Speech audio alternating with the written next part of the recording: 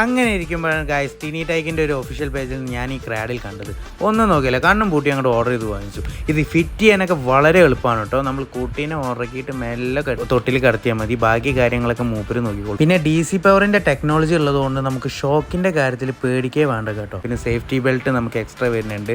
പിന്നെ കുട്ടിക്ക് കൊതുക് അടിക്കാതിരിക്കാൻ വേണ്ടിയുള്ള സേഫ്റ്റി നെറ്റ് വരെ അതിൽ പ്രൊവൈഡ് ചെയ്യുന്നുണ്ട്.